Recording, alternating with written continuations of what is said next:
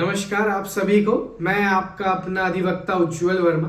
आज जो इस वीडियो का टॉपिक होने जा रहा है वो ये है कि अगर आपको law as a career opt करना है तो आपको 10th के बोर्ड्स के बाद 11th और 12th में कौन से सब्जेक्ट्स और कौन सी स्ट्रीम्स है वो आपको चूज करनी पड़ेगी। तो चलिए करते हैं वीडियो को अब शुरू बिना किसी विलंब के साथ। तो जैसे कि आप सभी को पता है कि 10th के जो स्टूडेंट्स हैं उनके बोर्ड्स जो हैं वो शुरू हो चुके हैं। मार्च में उनके बोर्ड्स जो हैं वो एंड हो जाएंगे और अप्रैल से जो है उनकी नई क्लासेस, नया सेशन जो है वो उनका स्टार्ट होगा क्लास 11th के लिए। तो मैं आप सभी को बता देना चाहता हूं कि जैसे कि हमारे इंडिया में, हमारे देश में 3 जो मेजर स्ट्रीम्स हैं जिनके लिए जो है स्टूडेंट्स जाते हैं वो ये है ह्यूमैनिटीज, कॉमर्स और साइंस स्ट्रीम। लेकिन साइंस स्ट्रीम में 2 चीजें होती हैं, पीसीएम एंड पीसीबी। और कुछ जो स्टूडेंट्स होते हैं वो पीसीएमबी यानी कि physics, chemistry, maths plus bio वो एक साथ ऑप्ट करते हैं। तो अब जो है मैं आपको इस वीडियो के माध्यम से बताता हूं कि जिन्होंने भी एलएलबी में जो है अपना करियर बनाना है और LLB as a career choose करना है 12th के बाद, वो किस तरीके से जो है वो अपने स्ट्रीम को चुने ताकि उनको आगे जब वो एलएलबी का कोर्स करें 12th के बाद तो उनको किसी भी तरीके का जो है डिफिकल्टीज को फेस ना करना पड़े। तो देखिए मैं सबसे पहले आपको ये बता देता हूं कि कितनी तरीके की जो है वो एलएलबी होती हैं। तो एक तो होती है बीए एलएलबी, फिर होती है BCom LLB, BBA LLB, BSc LLB and BTech LLB. तो ये जो है हमारे देश में मेन जो 5 एलएलबी जो होती है जो इंटीग्रेटेड होती हैं। इंटीग्रेटेड आप कह सकते हैं जो 12th के बाद डायरेक्ट 5 से 6 साल की होती हैं और इसमें जो है आप एक साथ 2 डिग्री जो है वो एक साथ पढ़ते हैं। 2 डिग्रियों के सब्जेक्ट जो है वो आप एक साथ पढ़ते हैं। तो मैं आपको बता देता हूं कि 11th क्लास में आप कौन सी जो है स्ट्रीम अपनी लें और उन स्ट्रीम के अंदर कौन से सब्जेक्ट जो है वो आपको देखने को मिलेंगे और कौन कौन से सब्जेक्ट जो है आप उन स्ट्रीम के अंदर ऑप्ट भी कर सकते हैं। तो सबसे पहले मैं आता हूं ह्यूमैनिटीज के लिए। तो ह्यूमैनिटीज में जो मेजर सब्जेक्ट होते हैं वो होते हैं history, geography, political science and English. लेकिन इसमें कुछ जो है वो ऑप्शनल भी होते हैं जिनको आप चूज कर सकते हैं अपने उससे। वो होते हैं सोशियोलॉजी, साइकोलॉजी एंड फिलोसफी।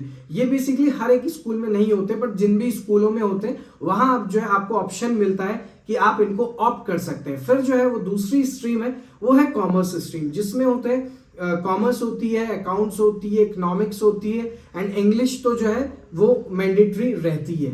फिर हो गया साइंस सब्जेक्ट। साइंस सब्जेक्ट में आपको सभी को पता है डायरेक्टली उनके तो नाम ही ऐसे हैं, physics, chemistry, maths and bio. जिनको पीसीएम लेनी होती है वो फिजिक्स, केमिस्ट्री, मैथ्स ले लेते हैं, इंग्लिश तो उनकी रहती है। और जो पीसीबी लेते हैं फिजिक्स, केमिस्ट्री, बायो प्लस उनकी इंग्लिश रहती है, वो मैंडेटरी जो मैंने आपको बताया। लेकिन कुछ मैंने आपको बताया था भी कि कुछ जो स्टूडेंट्स होते हैं वो पीसीएमबी भी लेते हैं यानी कि physics, chemistry, maths plus bio.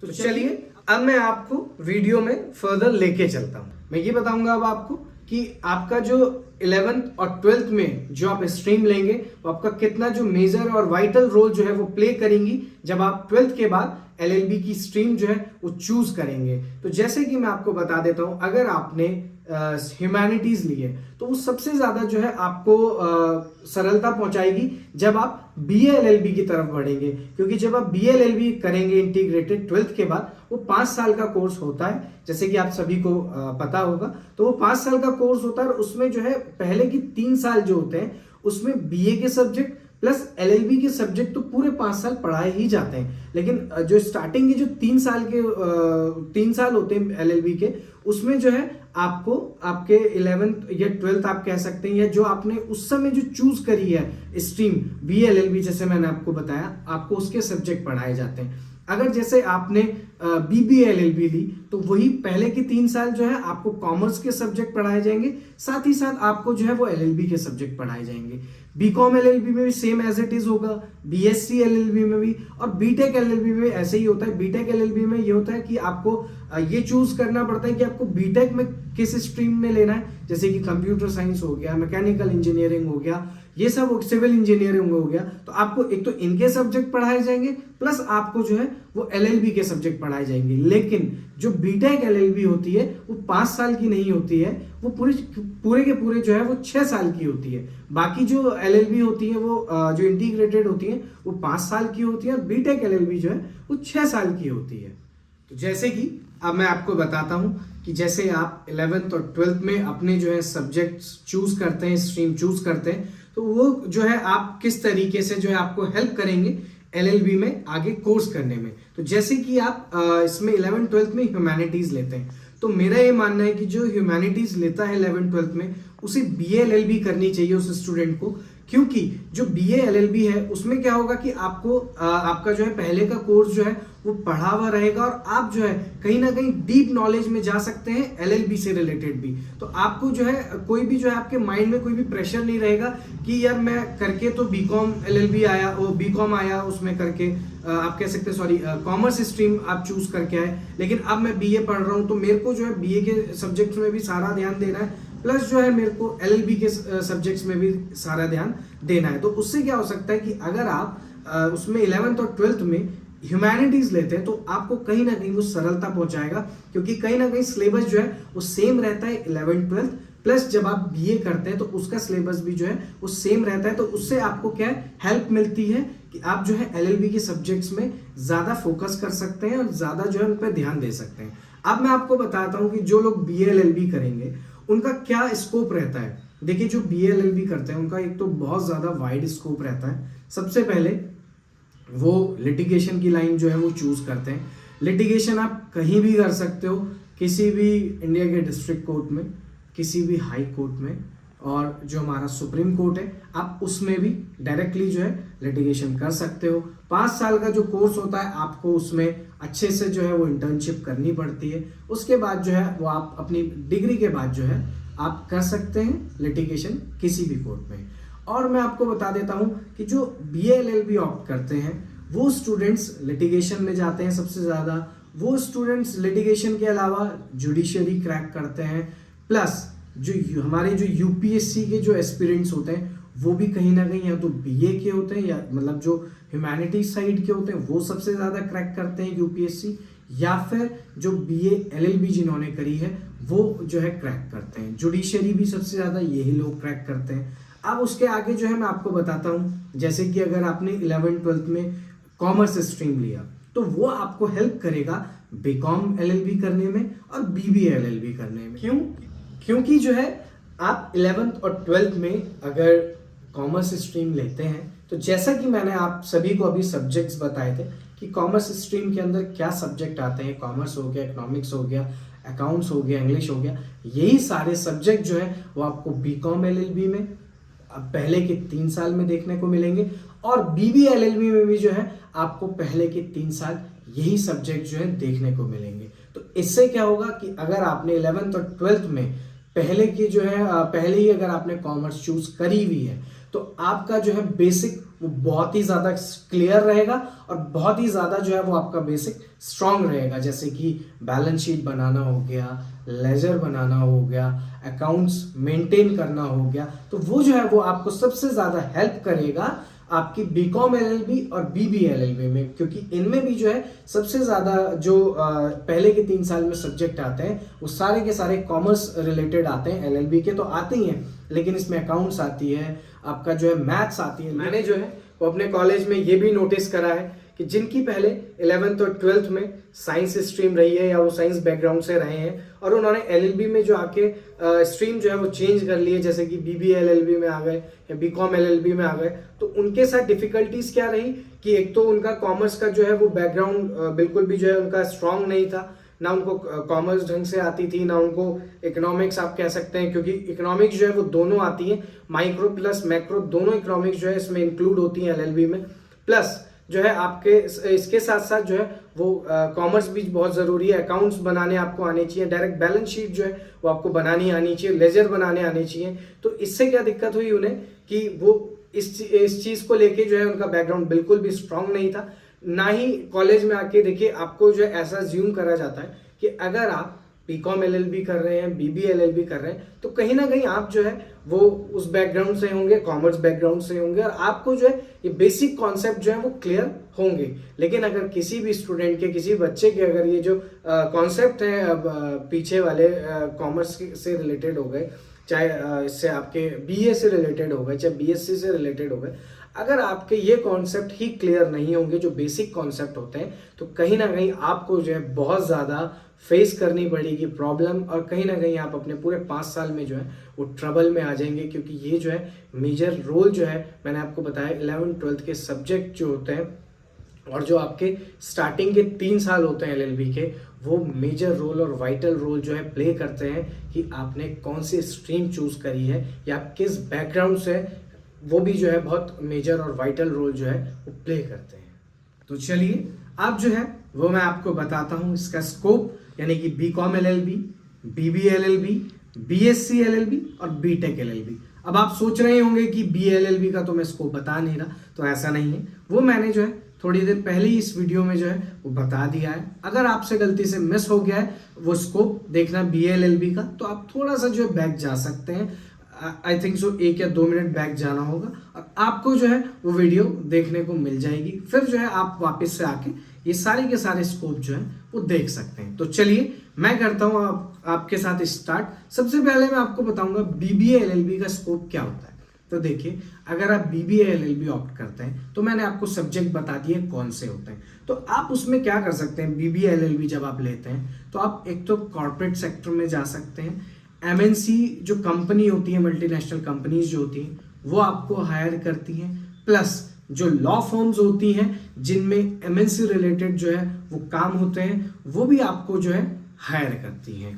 अब मैं आपको बताता हूं कि जो बीकॉम एलएलबी होती है उसमें जो मेन जो वाइड रेंज होती है, जिसमें सबसे ज्यादा स्टूडेंट्स जो हैं वो बीकॉम एलएलबी में ऑप्ट करते हैं एक स्पेशलाइजेशन, वो होता है टैक्सेशन। तो जो बच्चे बीकॉम एलएलबी करते हैं वो टैक्सेशन की तरफ सबसे ज्यादा जाते हैं, प्लस वो कॉर्पोरेट की तरफ भी सबसे ज्यादा जाते हैं। लेकिन इसमें क्या होता है कि जो सीए की जो फर्म होती है वो आपको ऑप्ट करती है, वो आपको रखती है अपने यहाँ। वो एक तरीके से आपके लिए एक गुड अपॉर्चुनिटी होती है, क्योंकि आप एक तो टैक्स पढ़ चुके होते हैं, प्लस आप टैक्स के साथ लॉ पढ़ चुके होते हैं। जो टैक्स से रिलेटेड लॉ होते हैं वो आप पढ़ चुके होते हैं, वो आप कवर कर चुके होते हैं। तो कहीं ना कहीं एक तो एमएनसी आपको रखती है, लॉ फर्म आपको रखती है, प्लस आपका जो सबसे बड़ा वाइड रेंज होता है वो सीए की जो फर्म्स होती हैं वो आपको इस चीज में जो है जरूर एक अपॉर्चुनिटी प्रोवाइड करती है। अब देखिए मैं आपको बताता हूँ बीएससी एलएलबी का। तो अब बीएससी एलएलबी में क्या होता है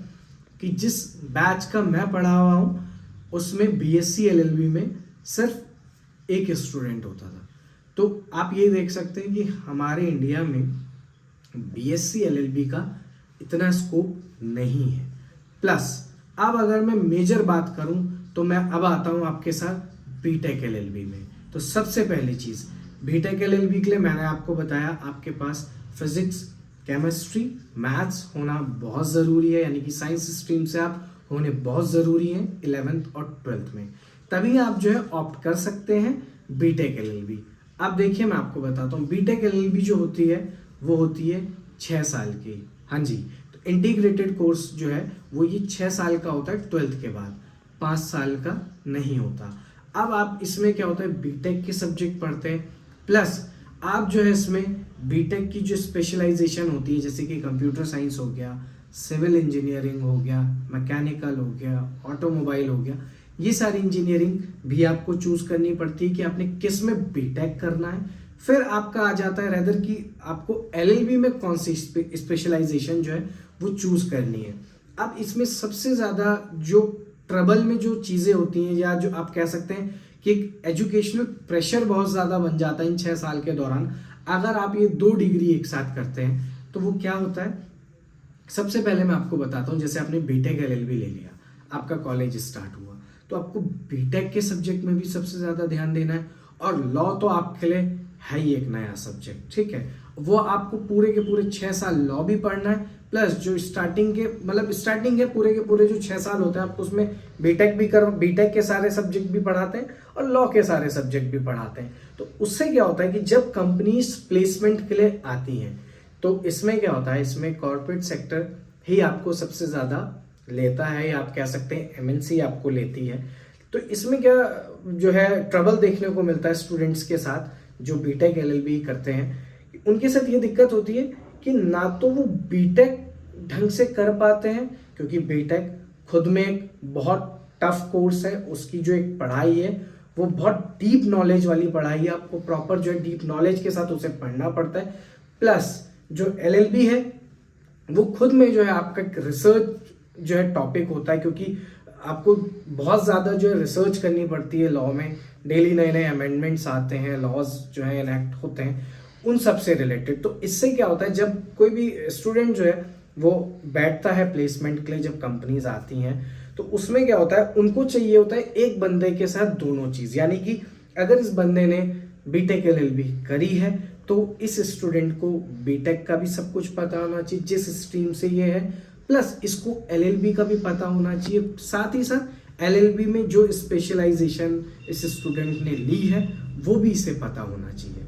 तो उससे क्या होता है कि ना तो वो बच्चे बीटेक का प्रॉपरली पढ़ पाते हैं, ना ही वो बच्चे एलएलबी का ढंग से पढ़ पाते हैं। तो उनके साथ यही दिक्कत होती है और फिर जो है कहीं ना कहीं उनके हाथ से अपॉर्चुनिटीज जो हैं वो निकलती चली जाती हैं हाथ से, क्योंकि कंपनीज ना तो आपके अंदर बीटेक की स्पेशलाइजेशन देख पाती है और ना ही आपके अंदर एलएलबी की स्पेशलाइजेशन देख पाती है।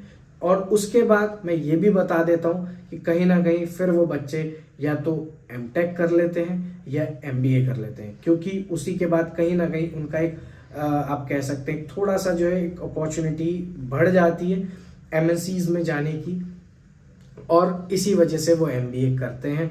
वरना जो बच्चे बीटेक एलएलबी करते हैं, एक तो 6 साल का जो है वो बहुत बड़ा पीरियड होता है, 5 साल नहीं 6 साल होता है, 1 साल और भी बढ़ जाता है। साथ ही साथ आपको दोनों सब्जेक्ट्स में, मतलब दोनों के सब्जेक्ट्स में, दोनों स्ट्रीम्स में जो है बहुत ही ज़्यादा जो है कमांड रखनी पड़ती है, जो कि हर कोई स्टूडेंट जो है नहीं कर पाता। या तो वो बीटेक ढंग से कर लेगा या वो एलएलबी ढंग से कर लेगा। और एक चीज़ मैं और बता दूं, हमारे इंडिया में जैसे कि बीएससी एलएलबी का स्कोप नहीं है ज़्यादा, वैसे ही बीटेक एलएलबी का स्कोप भी नहीं है।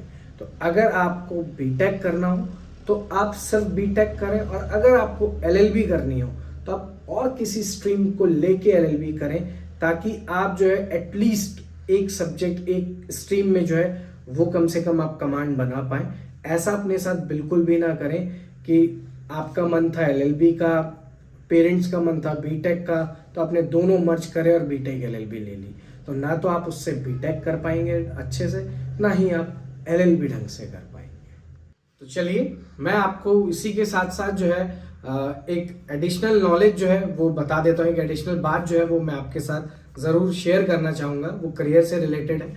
तो मैं आपको बताता हूँ कि जो लोग लिटिगेशन में जाते हैं, तो देखिए पहले तो 5 साल की डिग्री हो गई, प्लस 5 से 7 साल उन्हें अपना नेम और फेम बनाने में लगते हैं। फेम तो फिर भी बहुत टाइम लगा देता है, लेकिन कहीं ना कहीं एक डिस्ट्रिक्ट लेवल पे आप कह सकते हैं, एक स्टेट लेवल पे नेम बनाने में काफ़ी ज़्यादा टाइम लग जाता है। 5 साल और या 7 साल या 10 साल भी लग जाते हैं, उससे भी ज़्यादा टाइम जो है आपको लग सकता है। लेकिन जो बेसिकली आप अपने लिए और अपनी फैमिली के लिए जो ब्रेड एंड बटर जो आप ढंग से अर्न कर सकेंगे, वो आपको एलएलबी के बाद अगर आप लिटिगेशन में जाते हैं, आपको कम से कम एटलीस्ट 5 से 7 साल का पेशेंस रखना पड़ेगा प्रॉपरली सेटल डाउन होने के लिए, और प्रॉपरली ब्रेड एंड बटर अपनी और अपनी फैमिली के लिए जो है कमाने में। दूसरी चीज़ मैं आपको बता देता हूँ, यही जो है उनके साथ भी होता है जो फर्म में जाते हैं। हालांकि फर्म जो है वो स्टार्टिंग में जो एडवोकेट्स आते हैं अभी एलएलबी करके, उनको 20,000, 15,000 और 30,000 जो है वो देती है। लेकिन उनके साथ भी यही होता है कि आपको एक सीनियर एसोसिएट बनने में, एक सीनियर स्केल जो है वहाँ पे पकड़ने में, वहाँ पे सीनियरिटी में आने में आपको कहीं ना कहीं 5 से 7 साल वहाँ भी लगते हैं अगर आप फर्म में जाते हैं, चाहे आप कॉर्पोरेट सेक्टर में जाते हैं। तो मैं इस वीडियो के माध्यम से अंत में यही कहना चाहूँगा कि अगर आपको 11th-12th के बाद अगर आपको एलएलबी करनी है तो बहुत सोच समझ के करिएगा, क्योंकि एलएलबी पहले कहते थे कि जो कुछ नहीं करते वो एलएलबी करते हैं, ऐसा नहीं होता है। एलएलबी एक बहुत ही डिफरेंट कोर्स है। बेसिकली आप कोर्स नहीं कह सकते इसे, ये एक प्रोफेशन है, ये एक एम्प्लॉयमेंट जनरेट करने का कोई तरीका नहीं होता, ये एक प्रोफेशन है खुद में। तो जैसे कि डॉक्टर जो एमबीबीएस एमडी होते हैं वो डॉक्टर जो है वो भी एक प्रोफेशन होता है, वैसे ही एलएलबी जो है वो एक प्रोफेशन है। आपको इसमें बहुत पेशेंस रखना पड़ेगा अपना नेम और फेम बनाने में, प्लस अपनी और अपनी फैमिली के लिए ब्रेड एंड बटर अर्न करने में आपको टाइम लगेगा।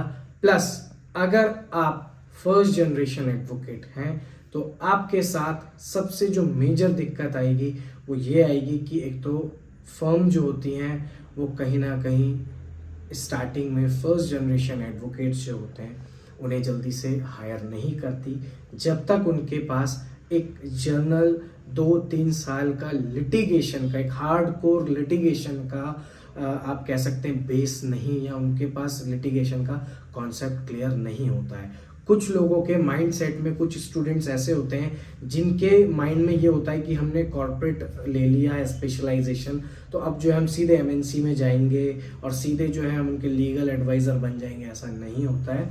मैं आप सभी को इस वीडियो के माध्यम से सूचित कर देना चाहता हूँ कि आप सभी को ये पता रहे कि जो एलएलबी है अगर आप करते हैं तो एक बहुत ही टाइम टेकिंग एक डिग्री आप कह सकते हैं। ब्रेड एंड बटर अर्न करने में आपको टाइम लगेगा, प्लस अगर आप फर्म्स में भी जाते हैं, कॉर्पोरेट सेक्टर में भी जाते हैं, तो वहाँ भी जल्दी से आप अपना नेम और फेम नहीं बना पाते हैं। और फर्स्ट जनरेशन एडवोकेट्स के साथ ये सबसे बड़ी जो है वो मेजर दिक्कत होती है, क्योंकि उनको ना तो कोई अपने चैम्बर्स में जल्दी से रखना चाहता है और ना ही उनको कहीं ना कहीं अपॉर्चुनिटीज़ भी उनके साथ जो है कहीं ना कहीं लैक होती हैं, क्योंकि एक तो उनका बेस जो है वो क्लियर नहीं हो पाता है। 5 साल की पढ़ाई के दौरान उनको बेस क्लियर करने के लिए भी कम से कम एटलीस्ट डिस्ट्रिक्ट कोर्ट में 2 से 3 साल प्रैक्टिस करनी पड़ती है। अगर वो फर्स्ट जनरेशन एडवोकेट हैं तभी जाके वो आगे बढ़ सकते हैं इस जो है करियर को लेके। तो वैसे कोई दिक्कत नहीं है, आप ले सकते हैं एलएलबी, लेकिन बस मैं आपको यही जो मेन फैक्ट है वो यही है कि टाइम टेकिंग है और पेशेंस थोड़ा सा रख के चलिएगा। तो एलएलबी जो है वो ले तो लेते हैं, लेकिन करियर वाइज उनको इतने जो है दिक्कतों का सामना करना पड़ता है, तो वो जो है एलएलबी का फील्ड जो है वो छोड़ के चले जाते हैं और फिर जो है वो दूसरी जगह जाके कोई दूसरे काम में जो है इंडल्ज हो जाते हैं और लॉ का फील्ड जो है वो छोड़ देते हैं, जिनके अंदर पेशेंस की कहीं ना कहीं कमी होती है, आप कह सकते हैं लैक ऑफ पेशेंस होता है। और मैं आपको एक चीज़ और बता देता हूँ कि ये मेरा माध्यम था, ये मेरा जरिया था, मैंने आप सभी को बताया, ये मेरे विचार थे। ऐसा नहीं है कि आप सिर्फ जो है मेरे ही विचार के ऊपर जो है अपनी चीज़ों को बेस करें। बस मैं ये कहना चाहूँगा कि आपका जो कीन इंटरेस्ट हो, आपका जो इंटरेस्ट हो, आप एक बार रिसर्च जरूर करें एलएलबी में जाने से पहले कि आपको कौन सी स्ट्रीम लेनी चाहिए या आपको किस तरीके से जो है करियर चाहते हैं आप एलएलबी में। मैंने आपको बताया बहुत सारे करियर के जो है अपॉर्चुनिटीज़ यहाँ पे होती है, तो आप उस तरीके से अपने इंटरेस्ट के अकॉर्डिंग जा सकते हैं।